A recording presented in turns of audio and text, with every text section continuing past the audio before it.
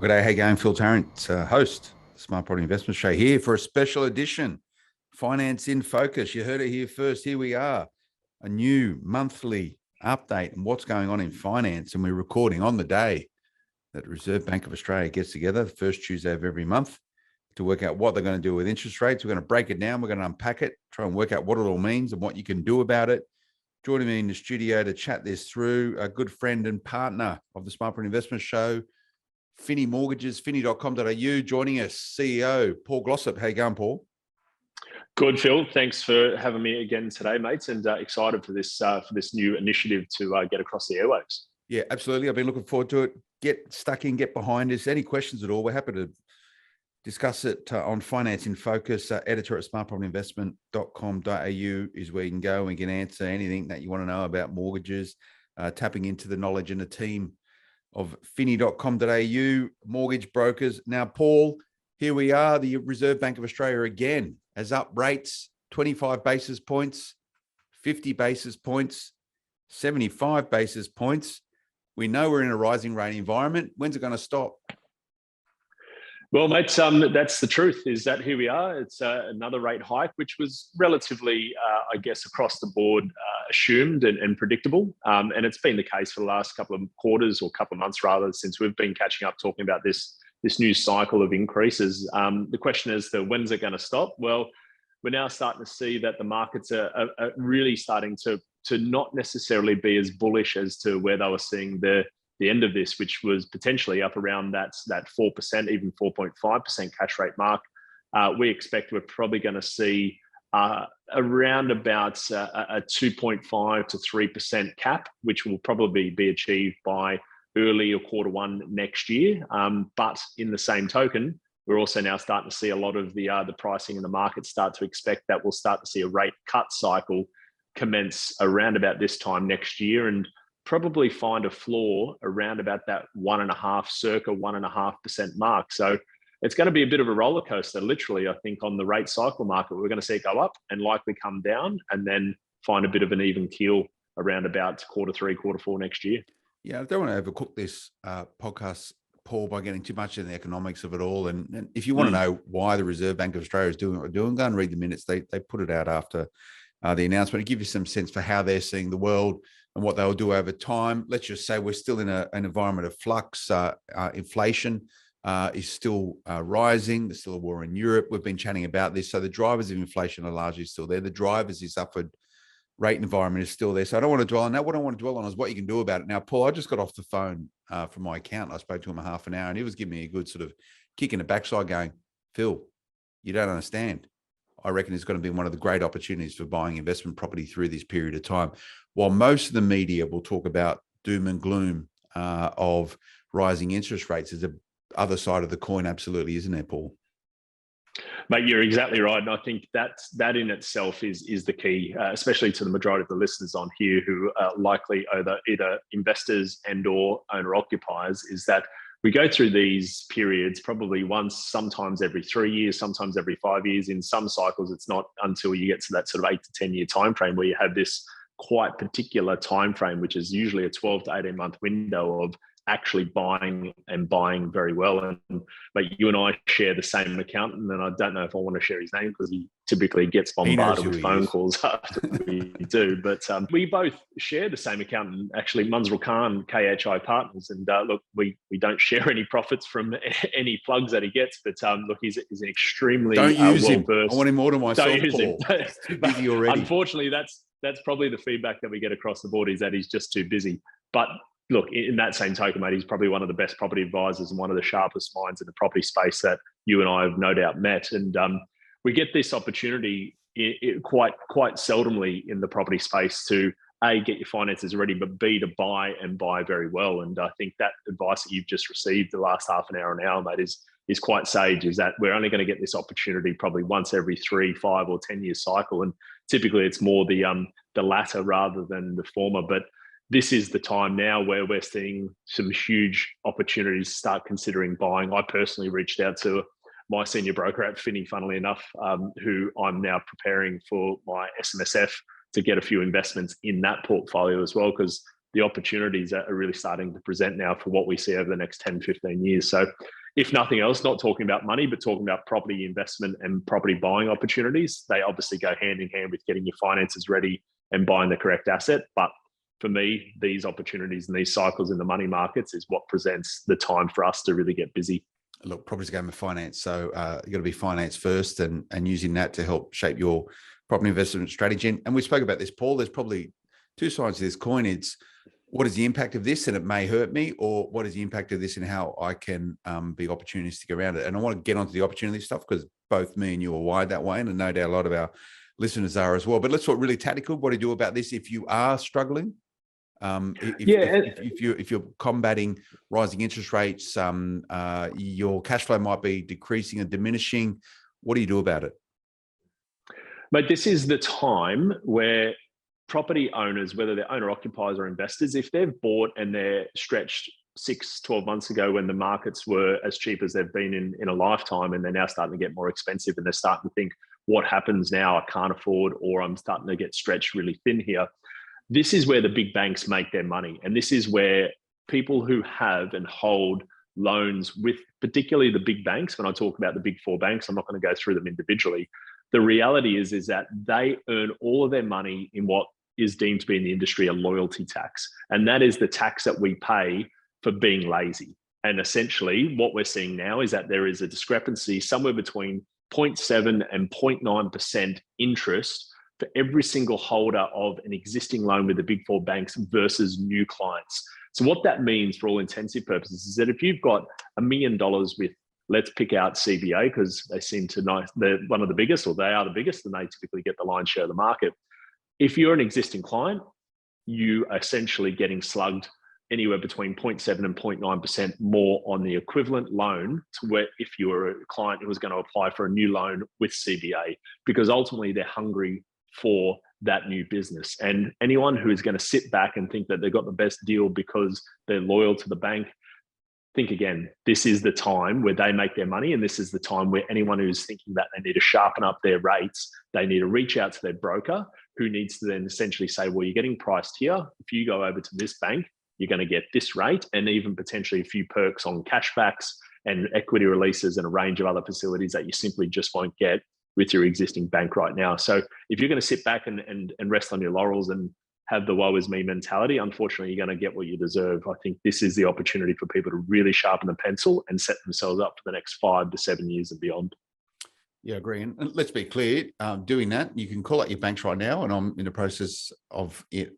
Those banks I'm with right now say, hey, if you want to keep my business, you've got to keep my rates sharp. And I expect to stay on hold for a long time and get annoyed and frustrated. And I remember recording a podcast about a year ago, sharing my journey trying to deal with one particular bank. It has yellow and black in the logo, and it wasn't very satisfied at all. I got to the conclusion I wanted, but it is a hassle and it's a massive pain, and you're going to get annoyed and pissed off, but strap in and get on with it, because you will save a considerable amount of money. Now, that's something you can do to try and keep your cash flow in check on the other side of the equation. Now, you can always generate more revenue. And if you haven't reviewed your mortgages, if you haven't reviewed your rent recently, I highly recommend that you do that. If you're really finding your hip pocket getting hit and you're struggling to make repayments as property investors, there's many other ways, many other tactics you can do in order to combat that. One of those things, and Paul, I'm sure your brokers would be happy to chat to anyone about it. It's about switching, just if you're on a P&I product, into something which is interest only, where you're not paying the principal off for a period of time. That can also work for your owner occupied mortgage as well. So there's ways and means you can combat rising interest rates and the financial impact on it, but you got to get on top of it. If you put your head in your sand and forget about it, guess what? It's only going to exacerbate and get worse over time. So Paul, no doubt the mantra is be proactive, take control, and you should get the outcome that you want, or at least it's going to alleviate some of those stresses. You're bang on, mate. And I think the reality here, and we're doing a lot more deep diving within the team at finni.com.au now to assess where and what we're able to achieve for the average client who calls us up and says, well, I'm on this product in this position.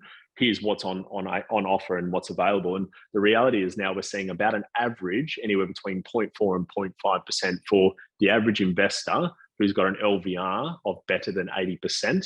We're able to achieve somewhere between 0.4 and 0.5% better interest rate with equivalent products in addition to that, we're seeing now some of those banks, as well as the non-bank lenders, offering anywhere between $2,000 and up to $7,000 cash back, depending on the loan size and depending on the LVR. So if you're talking an average $1 million debt, let's not talk about $1 million loan, but let's say you've got 2 properties, $500,000 debt on each as an example. If you're talking 0.5% on that, that's $5,000 a year net, just by a conversation and a change permanent. And if you're adding tax onto that, you've got to go and earn an equivalent $7,000 or $8,000 a year just in your job. And that takes out of the equation things like those cashback deals, equity releases, getting prepared for the next investment. So do your math on that. Any investors who are thinking, is it worthwhile doing? Well, that example that I gave just there is essentially saying that the average phone call that we get from a client, whether they're existing or new client, typically there's about a $5,000 a year average saving on $1 million debt. There you go. You want a new pay rise? That's going to help with the cost of living. $5,000 in your back pocket. You can even put it in to offset your mortgage, or you can go on a holiday if you want. But you're $5,000 ahead of the game. And every single person I know, $5,000 is $5,000. I'd take that every single day of the week. But to be finance ready, though, you've got to put the hard work in there. If you want to try and chase the banks and get your mortgages pulled back to where they are right now, go ahead and do that. You may need to refinance, so you've got to be finance ready to do that, which is a full application pool. Even if you're switching from principal and interest to interest only, or resetting your interest only period, you need to apply for a whole new loan. That takes work, and you've got to make sure you've got your ducks lined up. Exactly, mate. And these are the stresses, and these are the reasons why you and I both use experienced mortgage brokers who are well versed in that space. Because ultimately, if you're going to work with your bank or your lender directly, be prepared for a lot of time, both on the phone, on hold, and then with absolutely piles of documentation they're going to send you. And if you're with an existing bank and you're trying to reprice with an existing bank, unfortunately, their process includes a way to make it very difficult for you to do so, because they know there's nothing in it for them. They know that eventually you'll cave in and you'll say, all too hard, I'll just put it back over there and I'll readdress it this time next year and go through the same frustrations. Where the broker passage comes into play is, for us, that's what we use them for personally, is to go in and bat for us, as well as spend the time on the phone, the time in conversations, the time in repricing, and the time assessing 40 to 50 separate lenders to ensure that I'm getting that 0.5% difference, to ensure that I'm getting that potentially that $5,000 cash back on a refinance, because it needs to actually have an ROI for your time as an investor, not only the rates that you're going to get as a difference. And for you and I, Phil, and I don't doubt for the vast majority of the listeners, is that it's not just the actual price difference, but it's the hassle factor. And for us, that's where we find that not only are we trying to get the best outcome for our clients, but it's essentially allowing them to do what they do for a living, and us take that time away to say, look, it's not only us getting that outcome, but I don't want you sitting on the phone for 2 hours with a bank who's going to say, well, that's the best we can do. If you want to put some sort of actual, email to us to reiterate what you think you should be getting, go ahead and do it. We'll probably get back to you within 3 to 4 weeks' time, because unfortunately that's the standard response. Yeah, like a lot of big companies, they make it hard to do business they with do. If they really do indeed, mate. If it doesn't sort of end up. But some banks are really cool, and I don't really like talking about specific lenders or rates, Paul. But I just want you, and we're going to be careful here, because these rates might not be available to everyone. Everyone's circumstance is different, so this is really super general stuff. But can you give me some sense of the rates you can still get? So everyone was saying, if your rate doesn't start with a 2 6 months ago, you're probably overpaying, right? So where's it sitting right now? What sort of sharp rates are you seeing, which are available for Australian borrowers? Yeah, and I won't name the lenders, mate, but we'll go through some of the rates and some of the structures that people should be considering. If they're not getting them, that's what's available. So if you've got an LVR, let's say you're an LVR, you bought a property 2, 3, 4 years ago, and you enjoyed some of that increase in prices that the vast majority of Australia saw over the last 2 years. The reality is, if you've got an LVR that's better than 70% or lower than 70%, which a lot of people will be sitting in that position if they've held a property for 3 years, for an investor, interest only variable, which is about as good as flexibility gets for an investor, as you know, mate. The reality is that it's around about that 3.2 to 3.3% interest only variable, better than 70% LVR, is what we're seeing out there in the market. And that also, certain lenders also include some big cashbacks depending on the loan size and depending on how low that LVR actually is. If you're sitting in that sort of 80 to 90% LVR space, and again, investor, interest only, variable, those 3 key things, which typically is what stacks up against most applicants, somewhere in that 3.45 to 3.6. There's about 2 or 3 lenders right now that we are working with who are offering that for those people in that position. if you go down the pathway of principal and interest in that same space for investor in that 80 to 90% LVR, you're probably talking again back down to that 3.3, 3.35. And if you're an owner occupier, again in that 80 to 90% LVR, both in interest only as well as in the principal and interest space, you're probably talking in that around about that 3.2 to 3.35%. So in general, in that sort of mid to low threes should be there. And don't let someone tell you that you have to lock in on a 5-year fixed with X amount of LVR, because there is plenty of flexibility for even some of those higher LVR positions, interest only, variable, and investor, with the ability to actually get cashbacks, as well as with the ability to extract equity and prepare you for what we open this podcast with, which is actually thinking about where and what can I buy in this time of opportunity that's presenting in the next 6 to 12 months. Yeah, and obviously being super careful there, talking about interest rates, and these things may vary. The comparison rates, there's all these different things. So that's super general. There's you're not guaranteed to get any of that sort of stuff. It depends on who you are and what you do and how much you earn and what your footprint looks like, whether you're self-employed or not self-employed. So this is why you need a mortgage broker, because it's like a fingerprint, right? Everyone is completely 100% unique. But if you're a property investor and you're going variable and you're interest only, you're probably going to be paying more than most people. That's just the way. That's correct. So get used to it. But, as we spoke about, if you're looking at the revenue side of things and making sure your rents are good, you should be okay. Now, that's talking about people who may be sort of questioning property, their portfolio at the moment. They may, worried about cash flow, looking for some certainty for the market ahead as we go through this rising rate period. Let's go on the other side and talk about opportunities. What are the smart investors doing right now, Paul? Well, if we're talking about the smart investors and what they're doing with their actual purchases, Phil, is that what we're referring to as far as what are they buying? About, they're getting finance ready, obviously, and looking to chase some of those sharp rates. But no doubt the investors that you're seeing within finnimortgages.com.au, they're probably getting liquid, right? Because a lot of people have had significant increases to their portfolio. So if they're looking to, and this goes back to my chat with my accountant, looking to capitalize in the market, guess what? You need deposits. How do you get deposits? Well, a lot of people are sitting with a fair bit of equity in their homes at the moment. No, completely, mate. And I think that's the key part here is if you really dig deeper and say, well, what are the people, what are the top 1-2% doing? And they're typically the people who own anywhere between 6, 7 and beyond investments, which is typically that very thin edge of the wedge.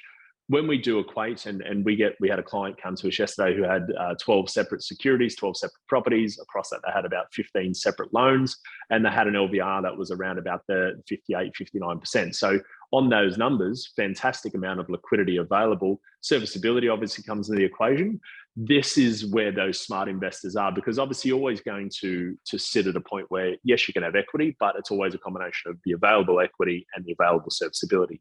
That is the point where we have to say, okay, well, that particular client, if we refer to that as what a sophisticated and clever investor is doing, who's thinking about taking advantage of the next 12 months, their role right now is they had 3 separate lenders. They had those 15 separate loans, 12 separate securities with. They're pooling it together and taking it to one particular lender who is really interested in their new business. And that new business was including both cashback, was including a sharper rate, as well as with the provision that they were able to extract equity and get that pre-approval, which was going to hover around about that $850,000 price point. And they're considering 2 separate purchases with that. Now that, as you know what very well, mate, is it's not an easy process if you've got 15 loans. But the role that our team has with that particular client is essentially to say, look, hey, our job is to make sure that we're going to those 3 lenders. We're going to go through the discharge process. We're going to go through the application process. We're going to complete the vast majority of it for you. We're going to present you with the new pricing as well as with the new lender, set up all of your different accounts, make sure your automations or your direct debits are set up in place and you have your pre-approvals ready. That is our job. And that is what a smart investor is essentially doing right now, to say, yes, I can get a better rate. Yes, I can get my money extracted. Yes, I can actually get cash back, which is going to be money in the bank as well. And I'm actually doing this all with a broker who's taking care of that for me. Because if you're doing that yourself, unfortunately, that is an enormous undertaking if you're dealing with 3 separate banks and 15 different loan applications to refinance. But you're talking about smart investors there, Paul. And I think most smart investors probably already use a mortgage broker. 70% of Australians use mortgage brokers, and I imagine most property investors use a mortgage broker. However, if you're not happy with your broker or you'd like another opinion on who you can work with, how do they get in touch with your team, Paul, to help them down this journey to be the smart investors? Yeah, really simply, mate, is jumping onto any search engine, finni.com.au, finni.com.au. There's a contact us button on there, which literally will take them straight to our team, and they'll contact them within the hour, if not get onto them immediately. And they'll set up a time with one of our senior brokers who specialize in that investment space within either the same day or the day after, to allow them to go through what's available. Are they on the best deal? And should they stay or should they go? Yeah, and I know a lot of brokers are busy, and your team's probably flat stick, but they'll make themselves available to help people out that are tuned into this. Always, mate. That's the way we're set up, is that if any new clients who come our way, we are here to make sure that they are addressed literally within the 24-hour time frame. So it's not to say, hey, we'll go into a long queue that's going to be 2 or 3, 4 weeks down the track, and all of a sudden you miss out on what rates were available today. It's to say that, hey, we get involved and we make sure that we get that response straight away. There you go. Go and check the guys out, finni.com.au. That's Finni Mortgages. Paul Glossop, the CEO. Thanks for joining us today. Thanks for having me again, mate. Look forward to keeping this continuity for the next few months, because it's going to be an interesting landscape. Yeah, we will be back. Finance in Focus recording of the day, on the day of the Reserve Bank of Australia. I know it's Paul's favourite day of the month because he gets so excited about money. He's one of those sort of guys. But I think everyone likes when they're going down, but when it's going up is when you probably need to be the most informed. So check in every single month, first Tuesday every month, and we'll talk about finance. See you again soon. Until then, bye-bye.